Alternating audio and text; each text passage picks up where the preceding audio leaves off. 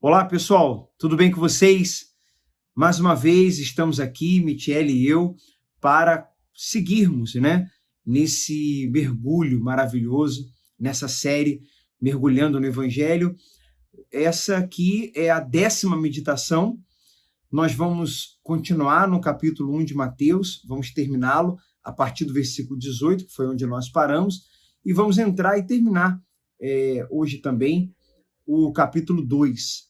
Nós vamos ler, vai aparecer na tela os versículos na linguagem, na versão NVT, e vamos, à medida que a gente lê, na tela ainda os versículos, a gente faz alguns comentários, se você quiser anotar, tirar o print, principalmente anotar, né?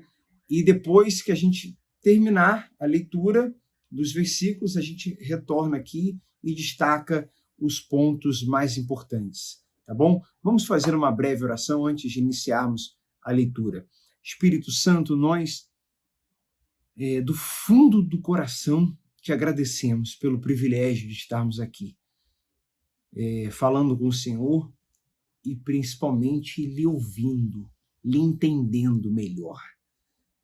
Ilumine nosso entendimento, possua-me, possua a nossa boca, nosso raciocínio, nossa mente, minha e da Michele, para que possamos falar, acrescentar aqui, agregar os teus valores na vida de quem está aqui participando desse mergulho.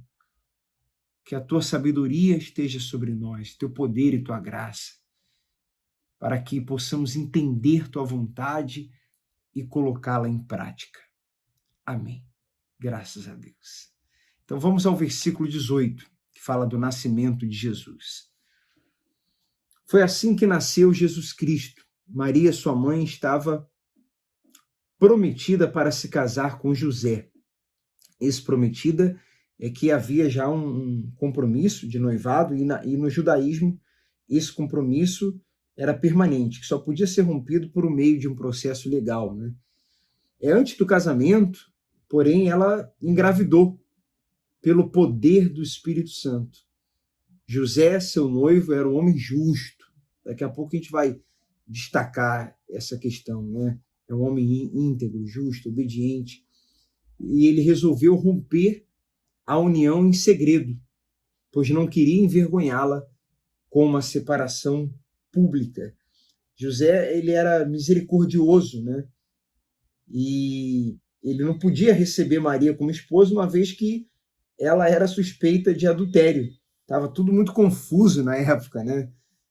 E ele tinha a opção de se livrar do compromisso, expondo-a a julgamento e levando assim a pena capital, né, segundo a lei lá de Deuteronômio 22, de Números 5. Ou ele poderia pagar uma multa e romper a união em segredo. Ele optou pela segunda opção por causa da misericórdia, né?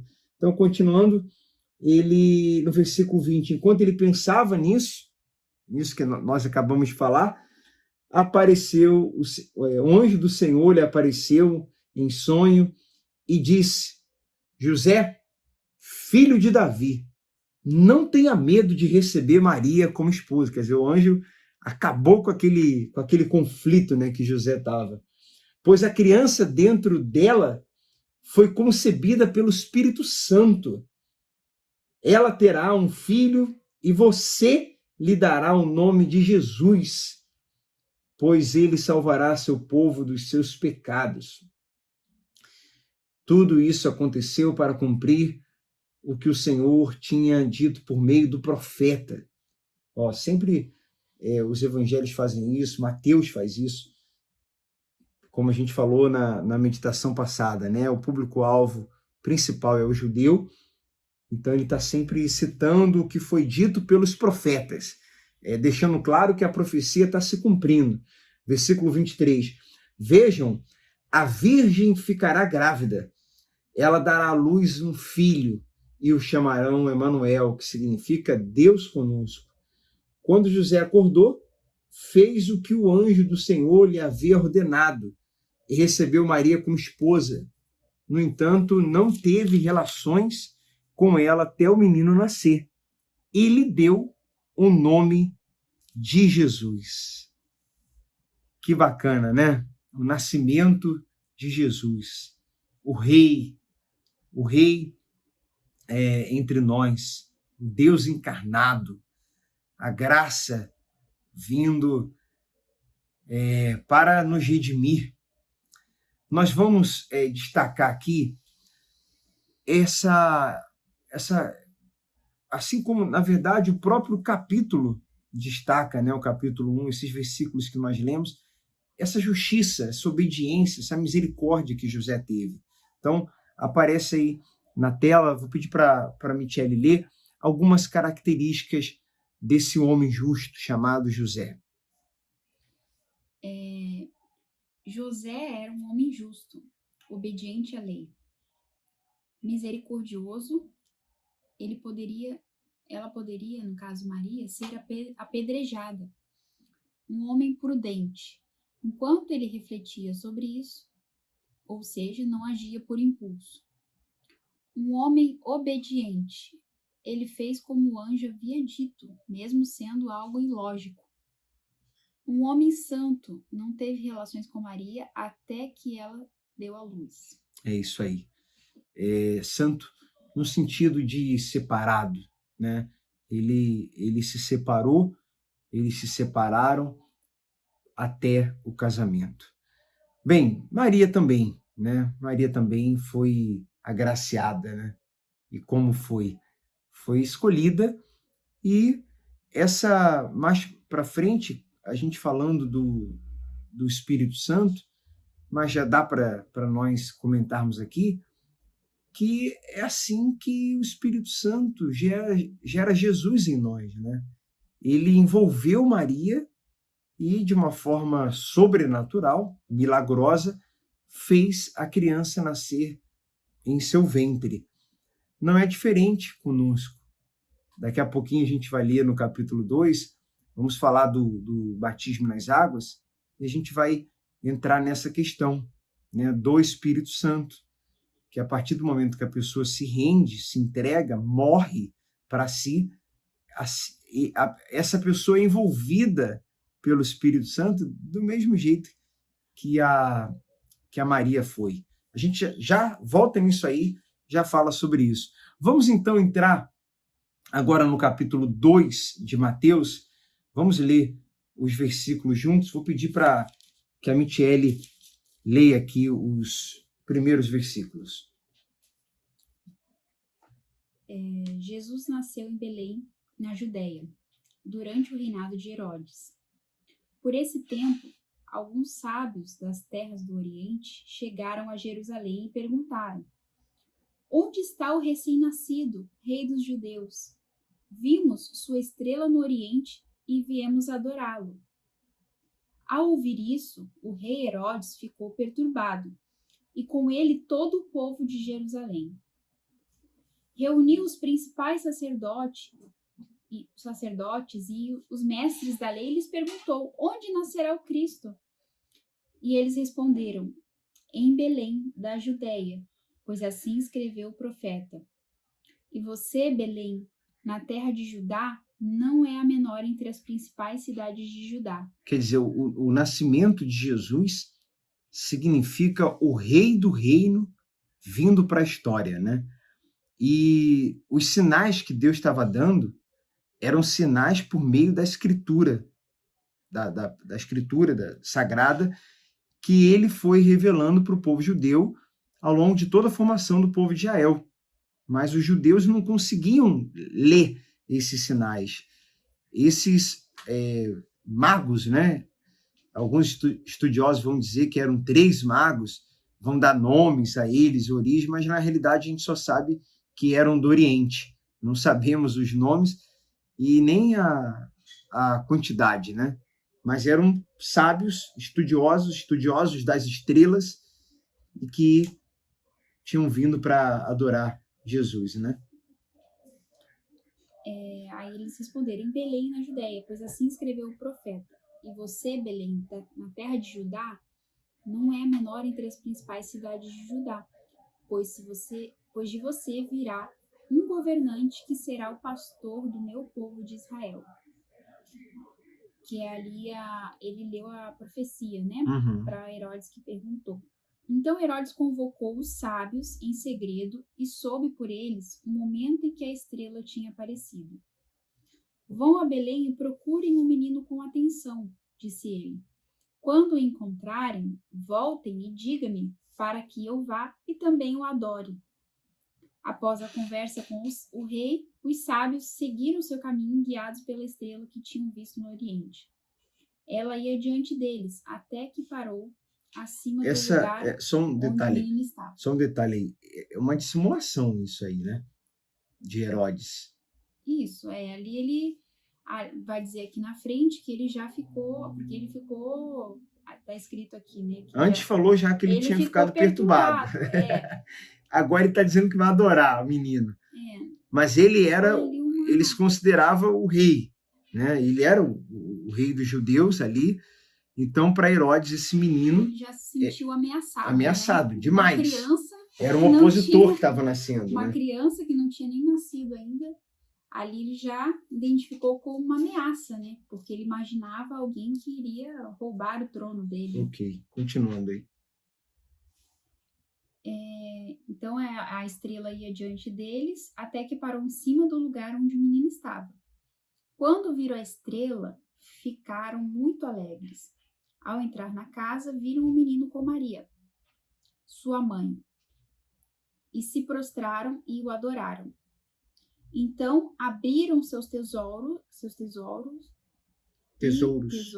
e presentearam com ouro, incenso e mirra. Quando chegou a hora de partir, retornaram para sua terra por outro caminho, pois haviam sido avisados em sonho para não voltar a Herodes. Olha aí. Então, quer dizer, a revelação, porque o próprio Deus não permitiu que eles voltassem, né? Para que Herodes não ficasse sabendo onde estava Jesus. E aqui eu vou ler um comentário que está na própria Bíblia, aqui na versão NVT, que é bem interessante, porque a fama de Herodes já não era boa. Né? Ele foi um líder militar forte, político, brilhante, mas um tirano cruel. Ele fez algumas coisas como político relevantes. Uma das maiores realizações dele foi a reconstrução e ornamentação do Templo de Jerusalém, que se tornou um dos edifícios mais magníficos do mundo antigo. Porém, ele já tinha essa fama. Né? Olha só o que diz aqui o comentário. Ele assassinou, ele já tinha fama de brutal, né? Conforme a maneira como ele tratava os seus opositores, e ele assassinou 2 de suas esposas e 3 de seus próprios filhos por suspeitar que estivessem tramando contra ele. Então, essa atitude dele mandar matar todos os bebês. Nós poderíamos fazer aqui, mas como nós já fizemos, já falamos no vídeo anterior, desse paralelo de Jesus, o nascimento dele, com Moisés. Há uma semelhança, há um forte paralelo, só que isso nós já comentamos, então não vamos repetir aqui. Mas essa atitude dele mandar matar todos os bebês, ele reuniu os sábios e, segundo informações ali, foi feito um cálculo e aí veio a ordem de matar todas as crianças com menos de 2 anos de idade, para que, como se fosse assim, pelo cálculo, esse menino, esse Jesus, não vai escapar. Ele está dentro daí desse cálculo que fizemos. Mas aí, como o Michele falou no vídeo anterior, isso vale a pena a gente ressaltar aqui, que os planos de Deus não podem ser frustrados. E outra coisa interessante, né, Marcelo, que a gente também estudou sobre isso, é que o quanto o povo ali de Israel mesmo, os judeus, né, o reinado, enfim, atual, eles tinham todas as informações ali, as profecias, eles tinham os sinais dos tempos, o que iria acontecer, só que não foi revelado para eles, eles estavam desatentos ali às profecias, e aí precisaram vir estudiosos de outro lugar, né, lá do Oriente, que estavam atentos, né, que estavam prestando atenção nos sinais dos tempos que haviam sido profetizados, quando aconteceria, e eles vieram, né, com entusiasmo e com alegria, porque ali tinha nascido o Rei dos Judeus. E quem era a promessa havia sido feita, eles estavam totalmente dispersos, né? Estavam preocupados com outras coisas. Você me faz lembrar que muitos virão do Oriente, olha aí, do Ocidente, e tomarão lugar à mesa. E a questão da graça, né? Que a gente chama de graça universal. Ela não se dá exclusivamente àqueles conhecedores da palavra, da Bíblia, da letra em si, mas também daqueles sinceros, né? Que carregam dentro de si a verdadeira adoração, né? A verdadeira intenção que eles foram ali adorar, né? Com reverência, com reconhecendo ali a autoridade, né? E a eles foi revelado isso. Então, essa graça, ela se estende a todos, não só ali ela já estava se manifestando que não só o povo judeu, mas também a pessoas de outras localidades, né? De outros povos. Exato. Paramos em qual versículo aqui? Versículo 13, certo? Isso. A fuga para o Egito. Versículo 12, no caso. Vamos continuar aqui. Depois que os sábios partiram, um anjo do Senhor apareceu a José em sonho. Levanta-se. Essa parte aqui é que ressalta o que nós falamos do plano de Deus não poder ser frustrado, e esse paralelo com José. Fuja para o Egito com o menino e sua mãe. Fique lá até eu lhe dizer que volte, pois Herodes vai procurar o menino a fim de matá-lo. Naquela mesma noite, José se levantou e partiu com o menino e Maria, sua mãe, para o Egito, onde ficaram até a morte de Herodes. Cumpriu-se, assim, o que o Senhor tinha dito por meio do profeta. Novamente, do Egito chamei meu filho. Quando Herodes se deu conta de que os sábios o haviam enganado, ficou furioso e enviou soldados para matar todos os meninos de 2 anos para baixo em Belém e seus arredores, tomando por base o relato dos sábios acerca da primeira aparição da estrela, quer dizer, aquilo que falamos, né? Já falamos. Com isso cumpriu-se o que foi dito por meio do profeta Jeremias. Ouviu-se um clamor em Ramá, choro e grande lamentação. Raquel chora por seus filhos e se recusa a ser consolada, pois eles já não existem. E no versículo 19, a volta para Israel. Quando Herodes morreu, o anjo do Senhor apareceu, um sonho a José no Egito. Levanta-se, disse o anjo, leve o menino e a mãe de volta para a terra de Israel, pois já morreram os que tentavam matar o menino. Versículo 21. Então José se levantou e se preparou para voltar à terra de Israel com o menino e sua mãe. Soube, porém, que o novo governador da Judéia era Arquelau, filho de Herodes, e teve medo de ir para lá. Depois de ser avisado em sonho, partiu para a região da Galileia. A família foi morar numa cidade chamada Nazaré, cumprindo-se de modos que o que os profetas haviam dito, que Jesus seria chamado Nazareno.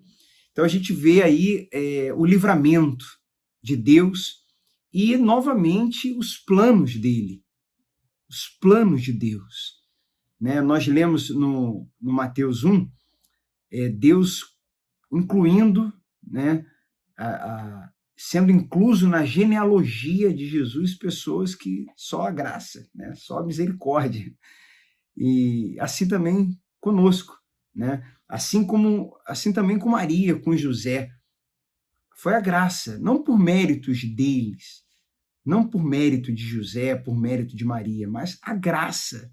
A graça. Agora, tem também a questão deles terem características, porque Deus sabe de todas as coisas, que estaria de acordo com o seu plano.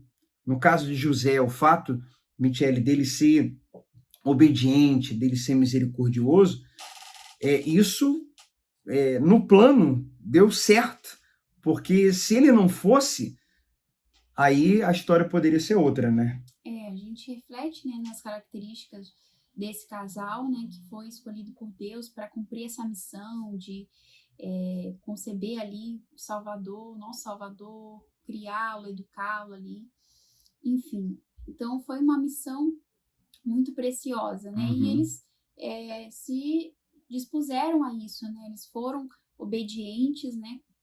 A gente vê as características de José, um homem que, ali, embora ali os religiosos da época haviam se corrompido, eles estavam distantes da lei de Deus, ele se manteve fiel, né? Porque ali fala que ele era um homem justo. Um homem justo na época era um homem que era fiel ali ao cumprimento da lei. E ele foi considerado esse homem justo porque ele tinha esse coração ali empenhado, embora, né, nós não somos perfeitos, mas ele tinha esse coração ali fiel.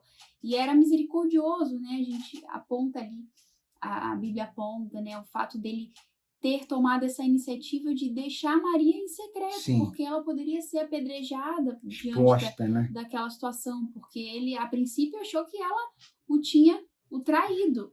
Então, uma mulher, como a gente já viu em outras ocasiões lá na frente, né, que a mulher que estava para ser apedrejada, que Jesus perdoou, ela também poderia correr esse risco. Sim.